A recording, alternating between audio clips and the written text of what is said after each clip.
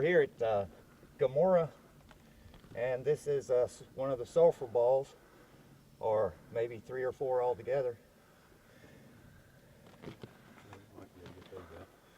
It's really crusty and hard around it, so it's kind of hard to get them out in one piece. Just bent the fork. Wow. Maybe if I... That's a good sized one. It's still going. That's sulfur. That'll burn right now. Just put a lighter to it and it'll burn until it's gone. Pretty neat stuff. Yeah, we set one on fire up there. We're gonna set it on fire so everybody can see it burn. See it turning yellow, and it starts melting, turning black. Watch, and it's still burning. And pretty soon it'll start running down the wall. Oh yeah, the whole thing's turning black. Yeah. That's cool. Puts out a real strong smell. Yes, it does. Just the fumes themselves would kill you in no time. Yeah. Especially with as many thousands. Watch it drip. Look at that. Imagine that on your arm or your anywhere. It would be already through a few layers of skin by now. Wow, it's burning right in there too. That's neat. God was very angry at those people.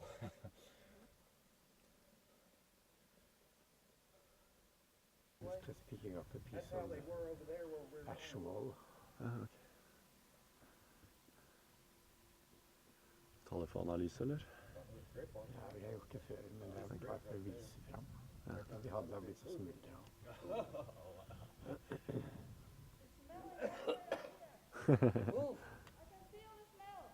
Yeah.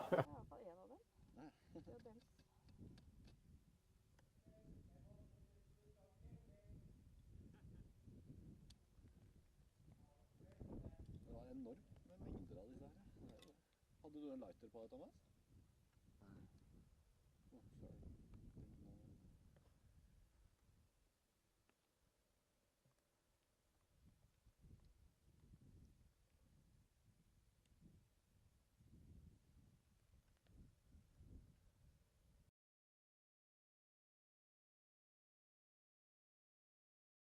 The crossing of the Red Sea. The first time I saw this pillar, I think, was in '82, and my father, my brother, we were going diving where we thought was where the children of Israel crossed the Red Sea. When I first saw this, it was laying half in the water and half out on the beach down there, and I haven't seen it since they stood it up.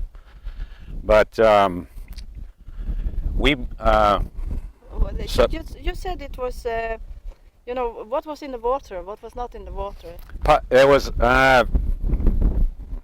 this part was on the beach, but there was part of it that was laying in the water, and we saw it. We didn't know what it was for sure, but my dad later on saw one on the other side of the water, and that's what made us believe that that was where Solomon thought that Moses and the Israelites crossed the Red Sea, and I think he marked it with this pillar. And there was one right on the other side of where we think they crossed, and that's one of the reasons we think that was the spot where they crossed. But like I say, this was in the water before, and they stood it up over here. So I believe the Israelis think that this was an important. Because the Israeli soldiers put it up here. Israeli soldiers put it up here after we found it, and so I think they think that it's an important find. What year was this? Remember? I think this was 1982, 81 or 82.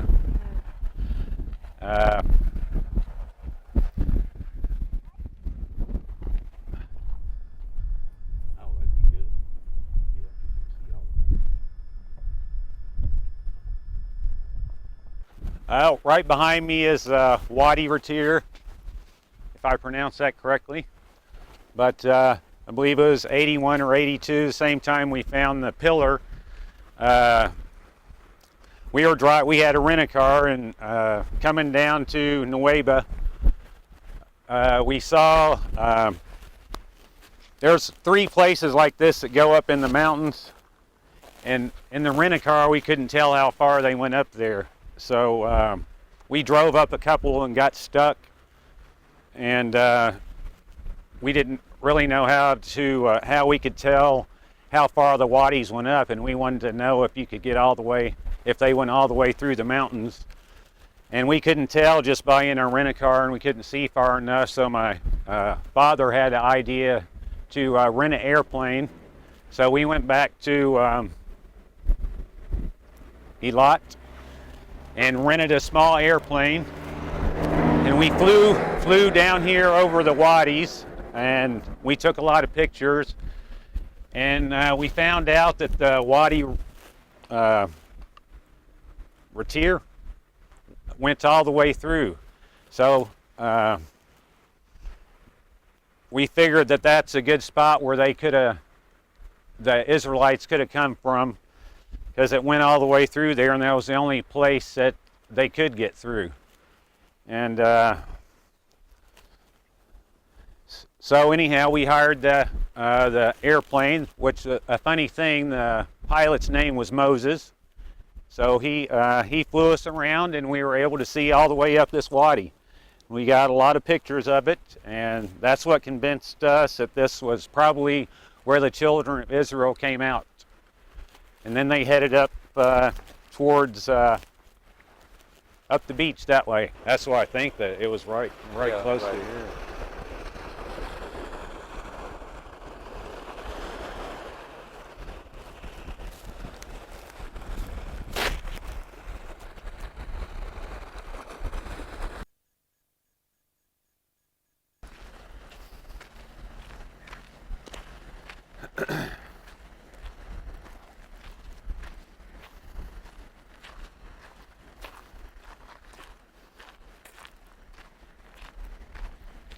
Have you been swimming here? Yeah, I have. Oh, you did? Did you go snorkeling? Yeah. Where Yeah. did you find the pillar exactly? I think the pillar was, I say it was just a little past that tree maybe. Just right in there, as far as I remember, is where we first saw the pillar that we showed you earlier that they stood up. It was laying, I think it was partly in the water and part out when we first came here. We found that, and But then you found the wheels out here. and we went scuba diving right out here, and me and my brother and father, we took scuba lessons at the house, and we came here and went diving our first time. And we just 3 of us went out. We split up a little bit. And we were on top of the water. The water is real clear. You can see real good when we were here diving. So we swam out and we were split up and we're looking down, and we saw something that looked like it was covered in coral, but the shape was the shape of a chariot, the box. There was no wheels on it. We just saw the box itself. And then we went out just a little bit further, and my brother spotted it first. He saw the wheel on the bottom, and it was quite deep. We were amateur scuba divers, so we were lucky that nothing happened to us. But It's quite deep. it was, yeah, I think we went down to 180 feet one time because we saw something down there. And my brother saw the wheel first, and I was kind of watching him, and he waved me over and showed me what looked like a wheel, and my brother went down and touched it first. It was a gold wheel. When we looked at it, it looked like it was a solid gold wheel, but my brother went down, and Ronnie went down and touched it first, and we pushed on the gold, and it felt hollow. It was like mushy. It's like I think the wood wheels were covered in gold, and the wood the wood part I guess just eroded, and just the metal frame was there. And our father was wanting us to see if we could get it up, but we tried a little bit and we knew that it would come apart, so we couldn't do anything with it. We left it there and we tried to mark a spot so we could come back and get the wheel out later. The next time we came out diving, we couldn't find it. And the sand is shifting. the sand was shifting, Yeah. and there was plants on the bottom at a certain time of year. And but we have the pictures at the house. We're going to get those together, and that proved to us that this was the site. And we think God led us here. It wasn't anything that we did. You know, Dad studied in that, but God really helped him find the spot. And we give all the credit to the Lord. And but we're convinced this is a place, and it's right here. If you go up that way, maybe a mile, and well, probably 2 miles, maybe that way 2 or 3. There's coral that goes all the way off, and it's just a drop off. And here you go out, and it's smooth sand all across the bottom, and nowhere else. And we believe the Bible's true, that it was a miracle that happened. We believe the sea was parted here, and they walked across. And there's another wadi on the other side. And we think that's the route they took to Mount Sinai. The place.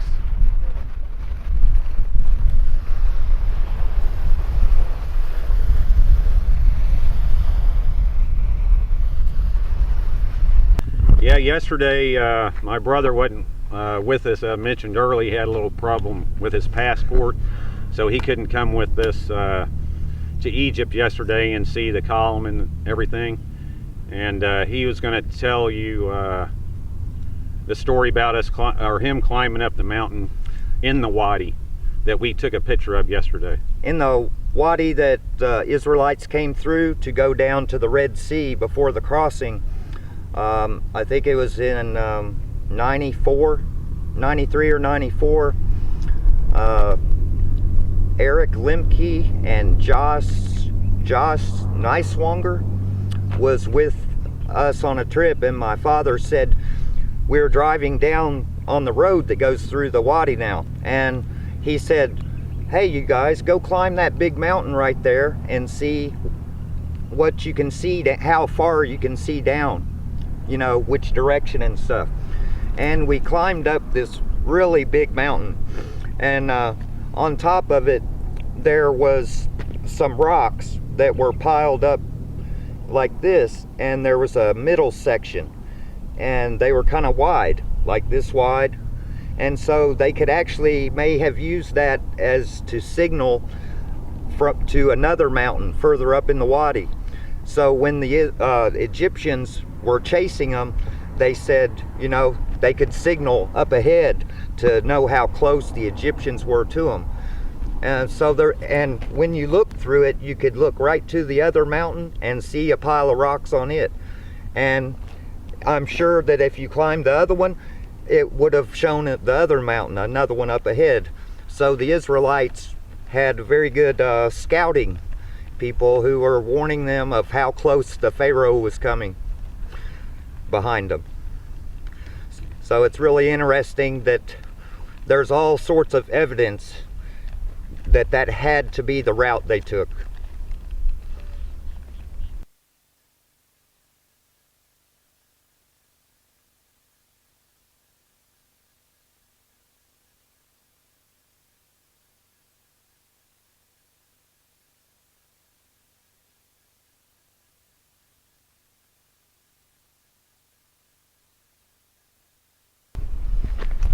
After our father discovered the true path that the Israelites took through the wadi down to the Red Sea and where the Red Sea crossing site is, we knew that Mount Sinai had to be in Saudi Arabia.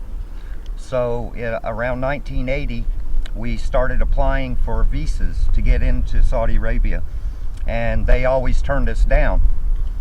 And in 1984, towards the end of the year, my father decided that we were going to go there anyway. And so we flew to Aqaba, Jordan, and we got a hotel. And well, we rented a car, got a hotel, and we woke up about 2 or 3 in the morning because we weren't accustomed to the time change and stuff. And we all 3 woke up, and Dad said, guys, he said, I'm gonna go on into Saudi Arabia. He said, it's up to you guys if you want to go with me, or if you don't, here's your plane ticket, your passport, you can just go back home. And we told him that, you know, we couldn't let him go by himself, you know. And so what we did is we drove our car over to as close to the border as we could get, and we took a side road and parked it back off the road a little Behind ways. the hill, so nobody could see the car. And we were carrying some snorkeling gear, movie camera, and an underwater camera case for the camera, and bottles of water and stuff like that that we needed. And so we started hiking through the mountains at about 2 or 3 in the morning, and we just went up and down these hills for about 14 hours it took us. And when we got over there, we went by a couple guard towers, and then when we got over past the guard towers, we went towards the road, towards the shore. Nobody saw you. We saw soldiers out there driving, then we'd hide down, Uh, and then we'd keep going after they passed. Yeah. And it was a very tiring, it was rough on our dad going that far because he was in his 50s then. And we got to the road, and we decided we were going to walk down to the water and kind of refresh ourselves. And there was a family there. There was like a kid and the mom and dad. And we went down there, and he turned out to be a banker in a town, and he could speak English real well. And he said, well, he could take us on into town, because we said, you know, we would really like something to eat. And he said, okay, I'll take you. And so he took us to a restaurant, and we ate, and then he took us to his house, and we actually sat and talked to him for a while in his house. And then we had him get us a cab, and we got a cab, and we drove on into Tobuk, I think is the name of the town. And we spent the night in Tobuk at a hotel, and the next day we hired a car to try to take us down to the crossing site on that side so we could go snorkeling and hopefully take underwater pictures of chariot wheels that we knew must be there. And there was a fence that was along there, and it was a military area, the sign said on it, and so we couldn't go there at all.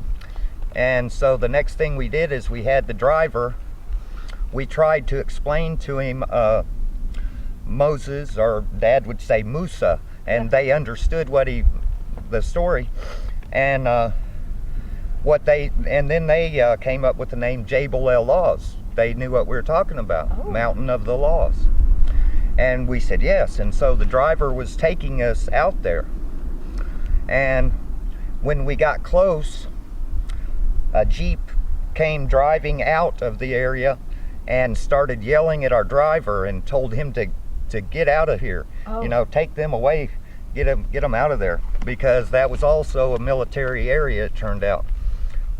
And after discovering that we couldn't get to either of the places, we decided that we needed to go on back out of the country and try again some other time, or and my dad was too tired from the hike in and real sore, and he said, guys, he said, I'm not going to be able to make it out the same way we came in.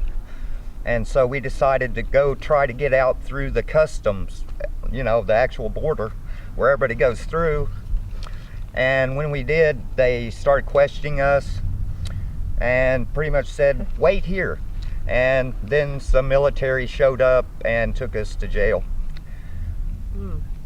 And basically they accused us of being Israeli spies, because of the equipment we were carrying.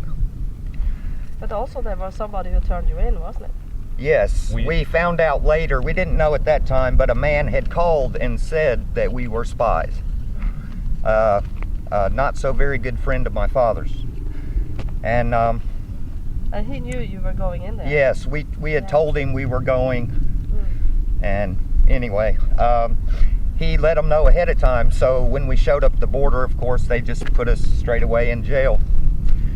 And we stayed there for 75 days, being questioned and things. And also, when we first got there, they separated us and took us one by one in for questioning to see if our story would match up, and it didn't. It didn't? No, because we made up a story. Why, how we got in there. We told them that we hired a boat in Jordan, and that the boat people, the guy on the boat robbed us with a gun and then made us get off the boat. And so anyway, we It's never lied. wise to take a lie. That's never wise. And anyway, How old were you at that time? how old? Yeah. I was 23 and Danny was 24. Okay. Yeah. You were scared? Yeah. Yeah.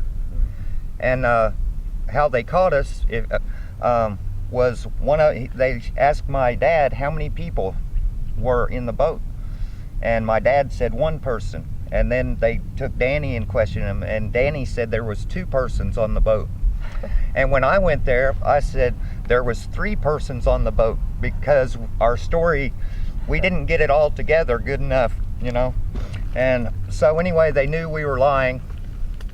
And after they figured out we were lying, we pretty much basically had to tell them the truth of why we came and everything. So then they thought we were spies. And when we first sort of got there, they sent us in a room, and they said walk towards that wall. And the wall had a bunch of bullet holes in it. So we were very, very scared. It was blood also, wasn't it? Blood and bullet holes. So we were very, very scared. We thought we were about to be shot. And they yelled at us in Hebrew, stop. And Dad said, keep walking. Don't do nothing, you know, just keep walking. And so we didn't turn around, and they didn't shoot us. If we had stopped, they would have shot us, I believe, because they would have thought that if we had to understand Hebrew, then they would have thought that we were really spies. So Dad saved us there.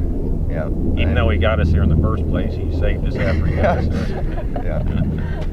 And anyway, the next 75 days was just a bunch of interrogations.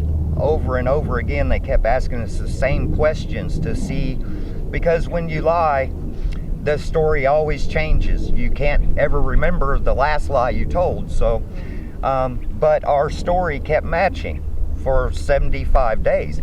And we finally, we asked them to let us see an American embassy, somebody from the American embassy. They said, no, there's no embassy. We're not going to let you talk to anybody. And we kept asking, well, when can we go home? You know?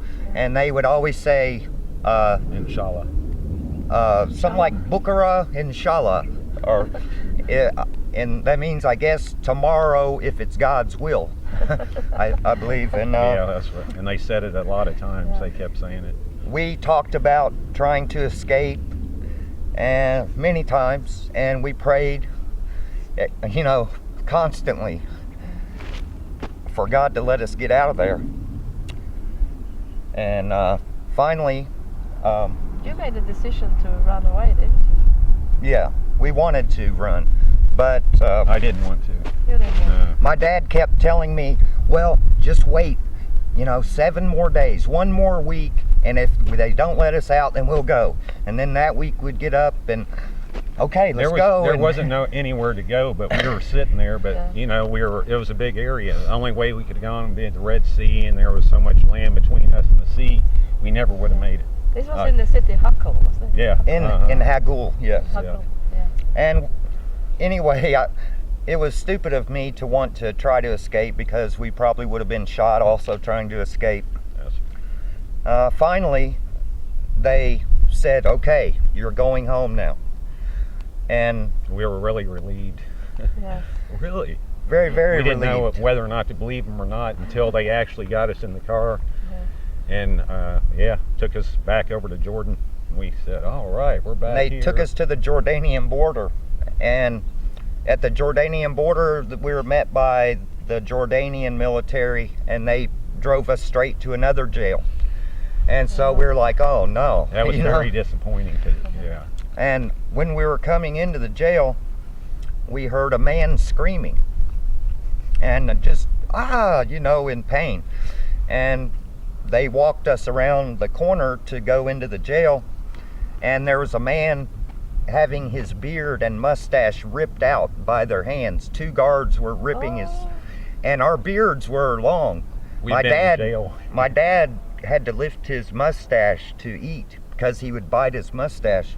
Yeah, mine was long too. Ronnie was lucky he didn't have much of one, but And anyway, we thought, oh boy, we're in trouble now. But mainly they just asked us, why did you go to Saudi from our border, because we disappeared from their country and nobody knew where we were at. And plus we left the rental car on the side of the road. they found the car. They found the car, and so they didn't know what happened to us, until they let us go at the border. And so they then informed us that we had to pay for the car for that 75 days Yeah. for the rental car. Luckily in Saudi Arabia, they pay you so much money a day while you're in jail, and you buy your food out of the money they give you. And so we had saved up money actually while we were in there, and so we had enough to pay them, and we still had our plane tickets and stuff because they had took them from us, and passports and everything. And so they basically kept us for 3 days there, and then they let us go home, and they told us never to return to Jordan again. And you haven't been back here No. since that time No. at all? This My is my dad- first trip since I was in jail in Saudi Arabia. I thought My that dad was good later- enough for me. Yeah, No more traveling. yeah, that's true. My dad later got to go, and they took him out to Mount Sinai Yeah. and let him see it, and they even got pictures and everything, but then they took the pictures from my father and wouldn't let him keep them. And they said that they were scared that Israel would come and take that part of the country because it was their history, their heritage, the mountain of the laws. And they don't want biblical archaeology over there, really, because it's against their religion altogether. But now they have a fence around. They They put up a fence with archaeology sites. Yep. And there's an altar that had a cow, like Yeah. I forget which god that is, that they worship, the golden calf and all. And there's also the rock that was split, Yeah. and the top of the mountain is black from the presence of God descending on it. And so just by us going to jail, God made people interested in the site, and they thought, well, this must be it, and now everyone is certain that Mount Sinai is in Saudi Arabia, and it is called Jabal El Laws. Yeah. Well, that's quite a story. You went through there. Yeah. What's good is that God worked out. He had it planned, Yes. and he put the idea in my dad's head to go without permission to begin with, and gave us the courage to do it. Yeah. I guess it When- was tough, but anyway, now we know. You remember when we were praying that morning? We felt something. Yeah, All three of us. we all His dad prayed, said, and "Did then we y'all feel decided something?" to go. Yeah. Yeah. When we woke up at 3 in the morning, Dad said, well, let's pray, and Dad said, I think we should go. Uh-huh. So we did. Now, this is my brother's first trip back, and Yeah. since This has then, been a good trip.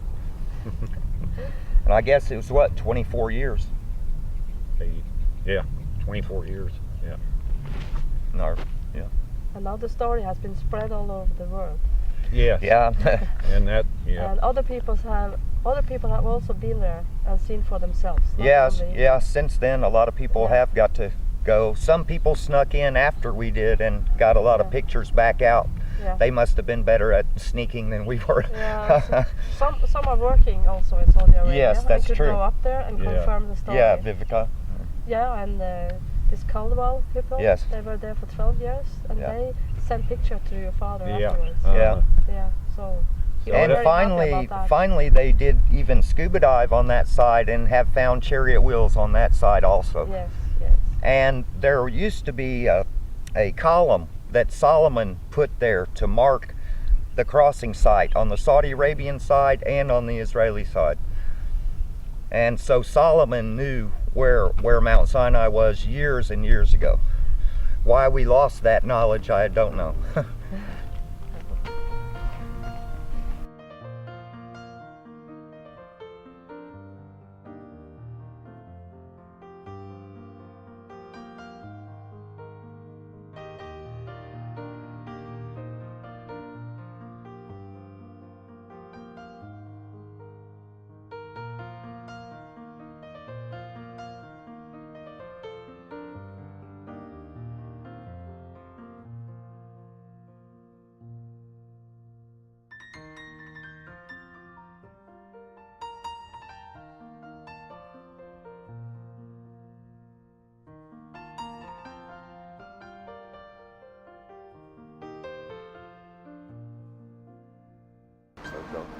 Well, we're standing here in the ancient city of Ashkelon. Last time me and my brother were here was 1979. It's changed quite a bit, but when we were here, we were with our father, and we hiked around all day around this area, looking at everything, the pillars, columns, and everything. Real interesting place to visit. And after walking all day and looking around, it was a hot day. And after we got finished looking around here, we went to, we took off down the beach, and you know, we were hot, so Dad decided we need to go for a swim, so we found a nice flat area to swim right past here, a little ways. And so we went out swimming to cool off, and my dad was out in the water waiting. And he actually bumped his toe into something. And me and Ronnie were swimming there beside of him. He asked us to see if we could go down and find out what was under the water that he stubbed his toe on. And me and Ronnie, we went underwater. It was salt water. Stung our eyes a little bit, but we saw these round, they look like giant pots, and they were round. And Like ceramic. ceramic Like pots. pots. Uh-huh. And so we saw those and just told Dad what they were in that, and we didn't think that much of it. I mean, we thought somebody may have seen it before, but he ended up telling the, was it Israeli Antiquities Authority. Israeli Antiquities Authority, and they had never heard of it or seen it or anything, and that's what got my father, that's what got him started over here,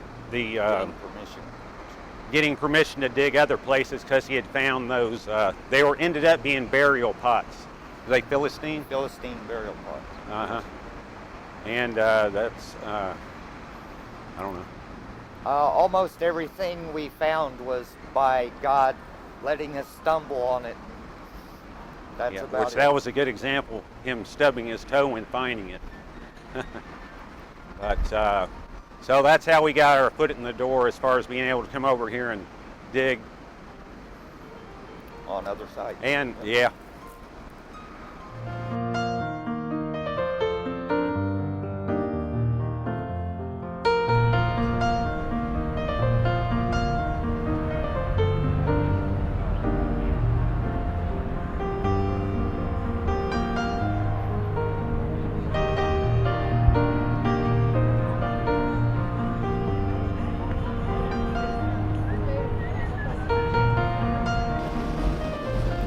Okay, we're here at King Solomon's Mines, or Zedekiah's Cave. After digging in the Garden Tomb, we all talked about it and prayed about things, and there had to be a way where the Ark of the Covenant was taken out of the city and hidden where it's hidden today.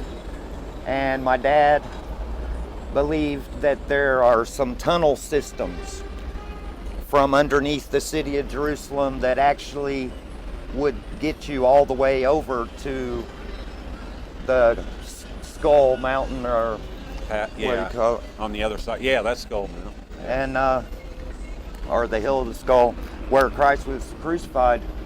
And so he had us explore around in here. We found a Tiberius coin again here inside of a small wall, and it was like hammered to the rock and stuck there, and it was all green and pretty much corroded, but my dad had it cleaned professionally, and it was a Tiberius coin but in terrible shape. And so that also dated that wall to Christ's time also. And so I'm not sure what year it was, because it's been so long and we've been here a lot of times. And my dad went down, taking a tour down to see where the children of Israel crossed the Red Sea. And he left me here to dig, and he showed me a spot where to dig and where a cherubim was taken off the wall. And Dad thought that a cave would be in there somewhere behind this little wall. Since that time, it's been dug out. If you go inside the cave today, it looks nothing like it did when we first came here, because of so many people who have been digging for the Ark of the Covenant itself, and or a tunnel system that would lead them to it.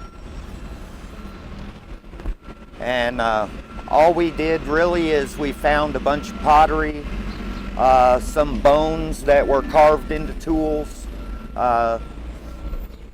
and there was a door in here that covered a tunnel. But I only saw this door one time, along with a couple other fellows that were with me at the time. And the door was shut, locked, and bolted to the wall on each side, so there was no way to get past it.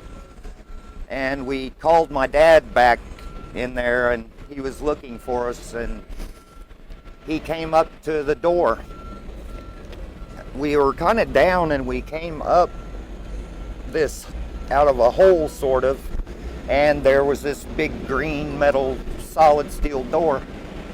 And we got our flashlights, shined it through the bars, and all you could see is blackness where the tunnel just kept going on and on. Behind the door, or? Behind the door. Through the bars in the door. The bars in the door, you can see. Yes.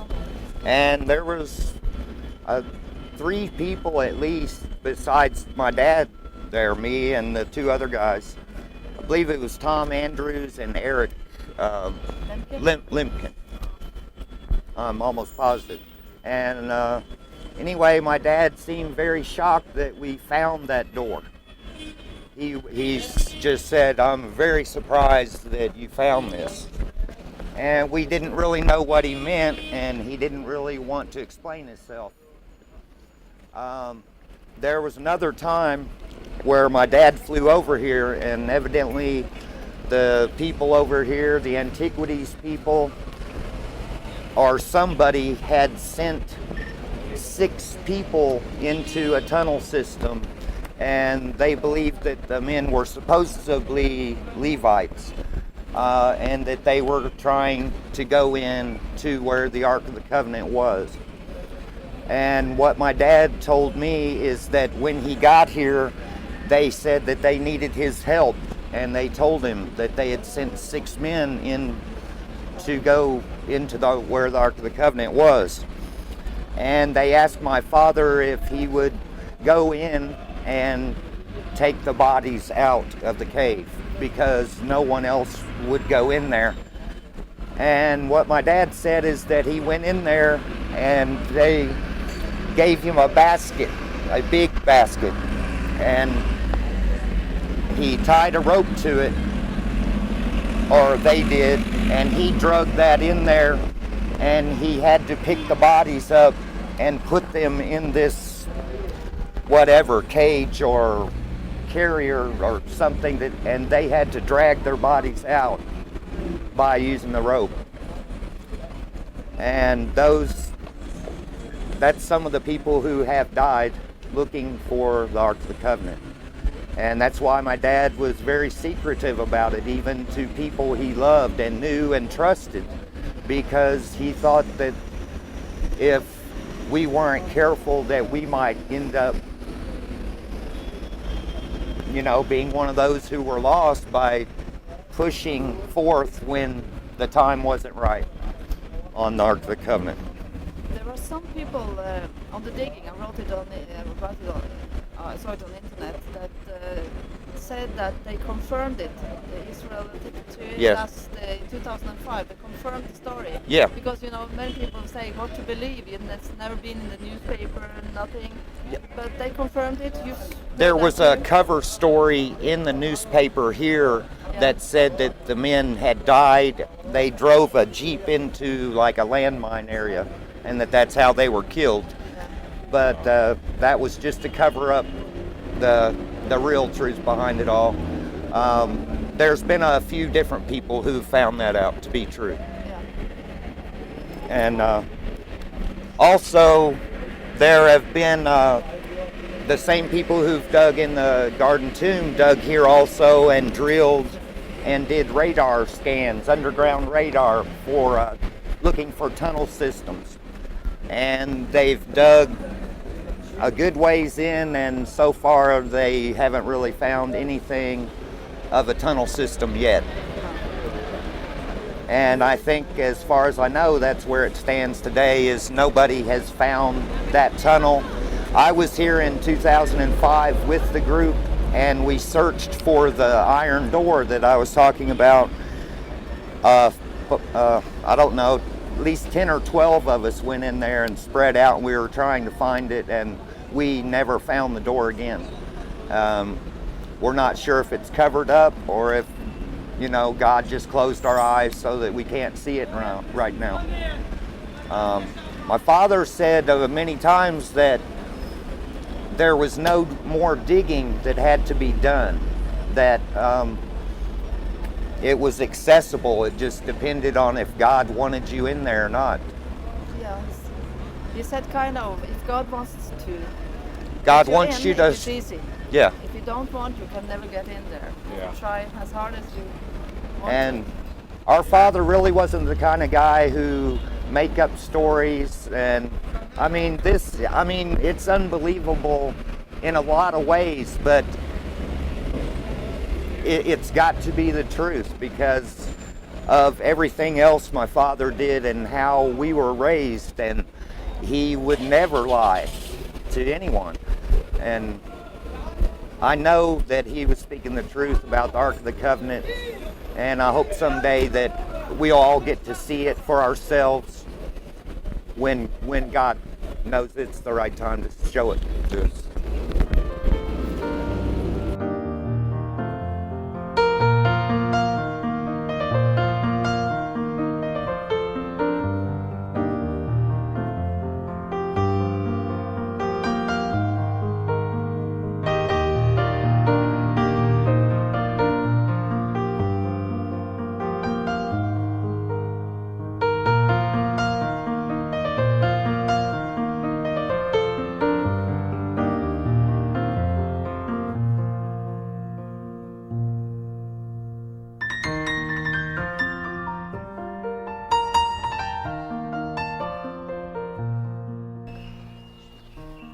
Well, we're right here at the Garden Tomb in Israel.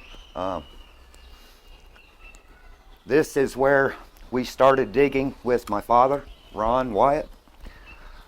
When when we first came here, it was full of garbage and trash and broken glass, dead animals.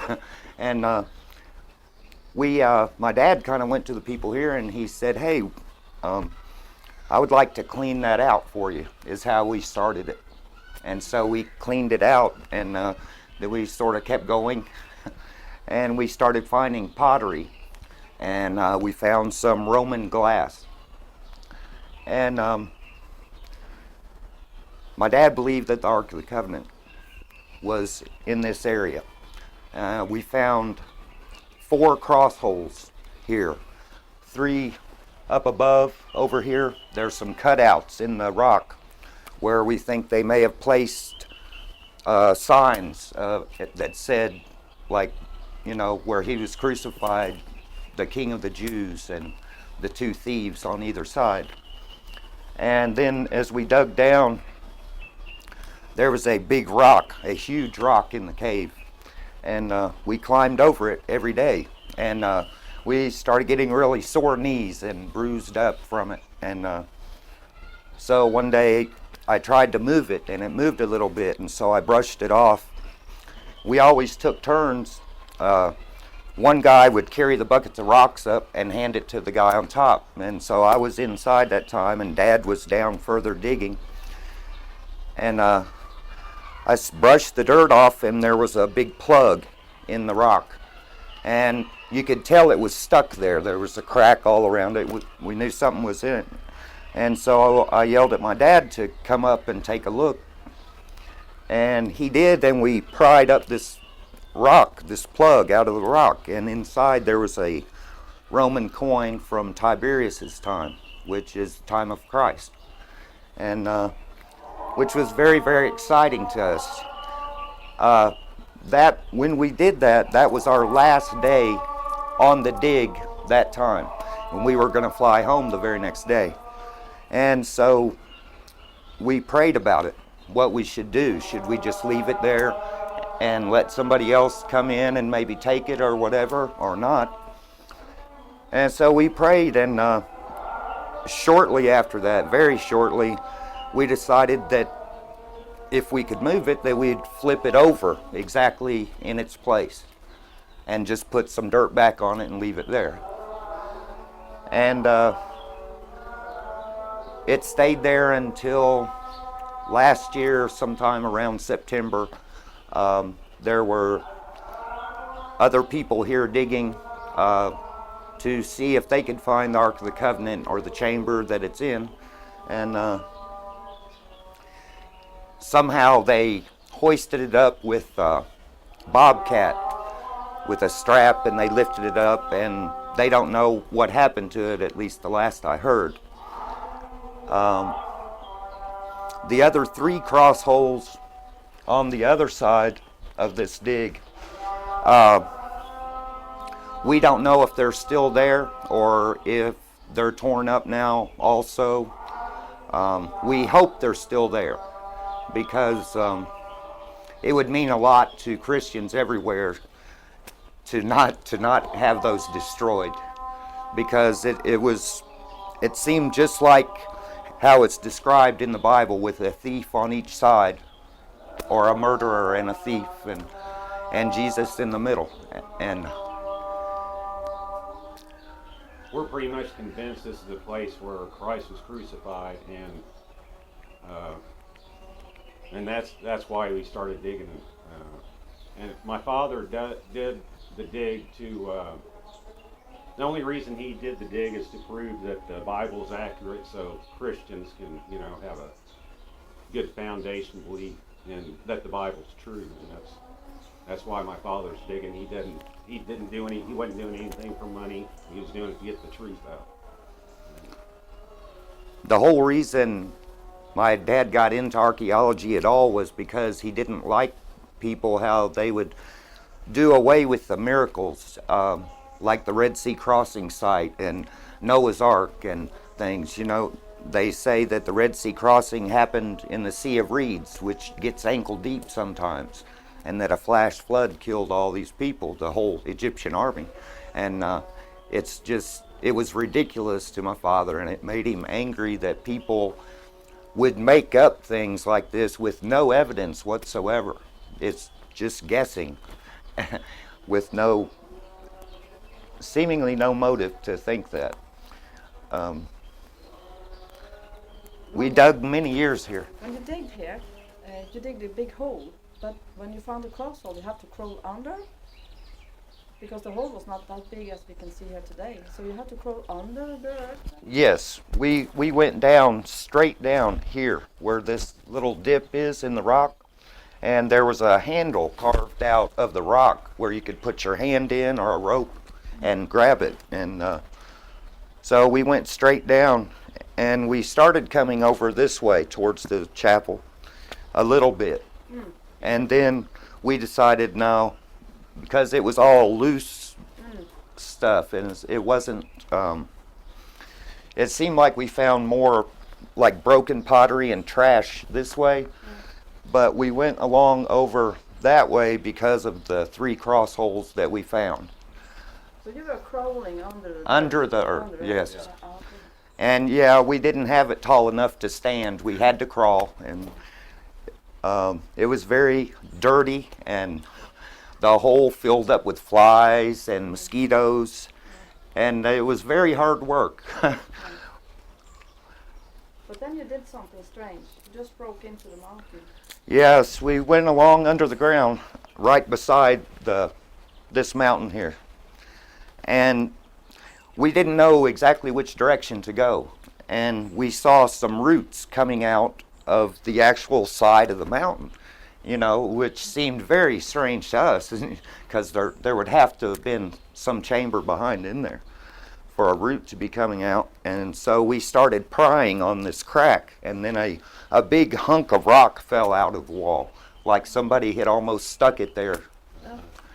And inside that, you found the Tiberius coin. Yeah, inside there.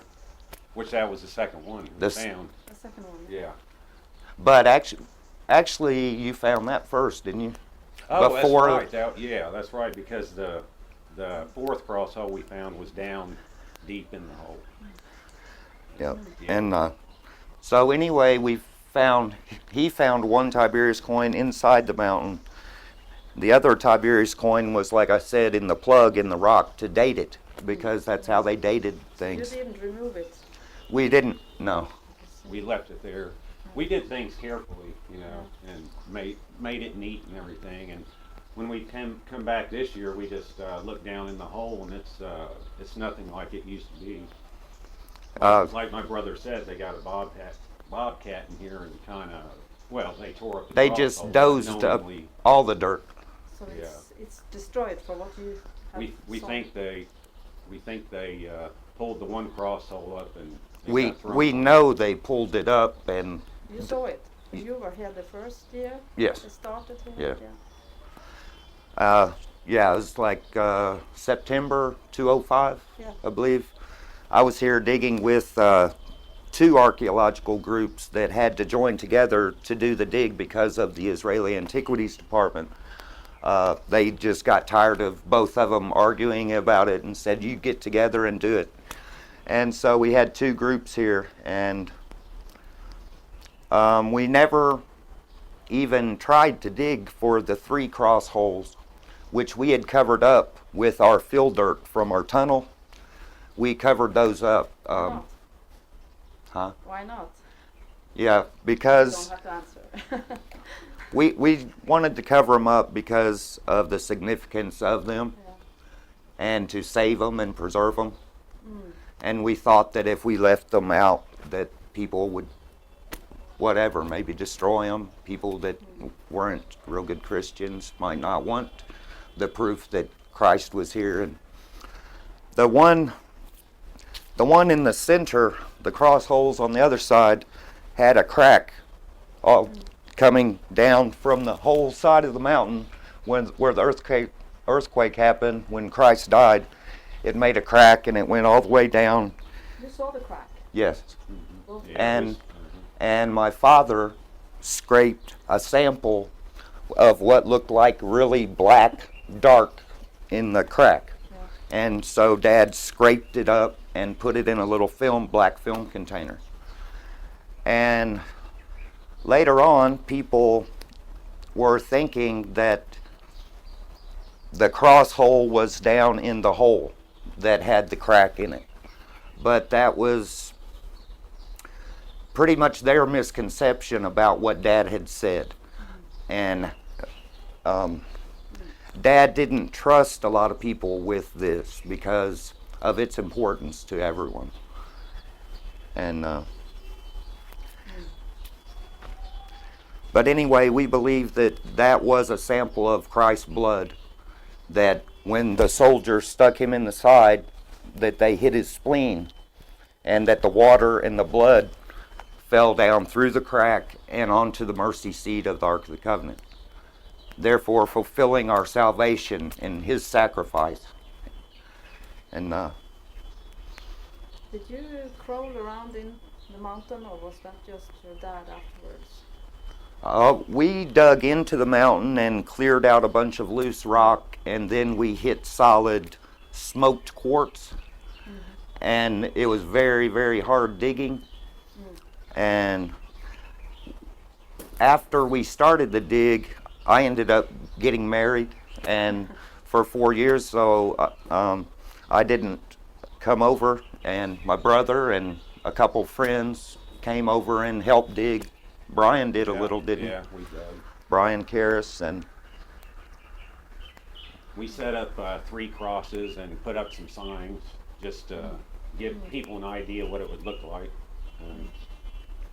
And at that time, we believed that it was probably a very visible spot from the wall of the city, the old city of Jerusalem. And last year, I guess September 2006 is when they came back with the Bobcat and dozed up, and taking a look in the hole there, they've made a mess of it, really, in my opinion. And it looks like they're going to be covering it up soon because they built framework in there to, looks like, to seal it back up, but it doesn't look like they're going to fill it with rock or dirt or anything. It looks like they're just going to cover it. So hopefully some other time, maybe somebody can come back and try to find the 3 cross holes that we originally found before we started to dig. Do you think there will be anything to find left there now? Um, Do you recognize anything when you have a look down there? Yes, I recognize the hole we broke out of the side of the rock, the side of the mountain. And you can see part of the tunnel, our original tunnel going in, where it came in. And well, here you can see what they've done on their dig. The original hole that we went into the side of the mountain is the top hole here, if you can see that. And then we went downward through a lot of smoke quartz. Inside that hole, yes. Okay. And at first there's a lot of loose rock, but then we really had to start using jackhammers and chisels, and it was very, very hard work going down because of how hard the quartz is. And even the drill bits, some of the best drill bits that you can buy couldn't penetrate the quartz, at least not at a very fast rate, and it always ruined the bits on the dig I was on in 2005. They've dug way out further than we ever were. We never dug this far out. We stayed alongside the wall, and we're not exactly sure why. Maybe they were trying to, they found a cistern down in here, an ancient cistern and some things, but as of yet they haven't found the chamber where the Ark of the Covenant rests. My dad said that when he saw the Ark of the Covenant, that the whole back of the room was glowing and sparkling. And what Dad said was that that was the smoke quartz. and the reflection of the gold off of it was with a light was just very beautiful.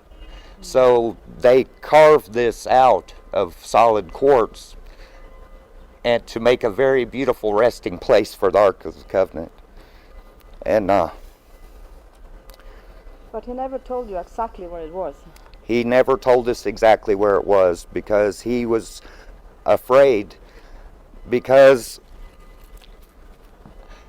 some people, it is said that there's been a few people who have actually died looking for it, and Dad thought that it would be very dangerous, and he warned his wife at the time, and He told us when he was real sick, before he couldn't make it back over here, and he told us that he was worried about people's safety is what it was. He didn't want somebody coming in there for the wrong reason and ending up, because something this important, God knows when he wants it to be shown to the world, and we don't. And Dad didn't want people to try to force it on God to show it now when the timing has to be perfect to save as many souls as possible, because that's what God is all about. And when the 10 Commandments do come out and are shown to the world, I think that a lot of people are going to be ready and to need to know the truth about the Bible and the 10 Commandments and how they were written on the tables of stone. My dad said that it actually looked like a finger in soft butter was how it was written, and so it's going to be very awesome when those are brought forth to see the finger that wrote that, You know, you talk about the cutouts. Is this what we see? Some of them over there. You know, Yes. It looks like they have cut in the. Yes, And, there's wall. one here. Yeah. It's kind of flat there, and then there's one down lower, Yeah. right there, behind Because I've those never two seen beams. that before, because it was under the ground before. Yeah, parts of it, because our field dirt Yeah. raised up the level of Yeah. it. And I believe possibly they were looking for the 3 cross holes by digging so far over. I hope that those weren't destroyed as well or lost.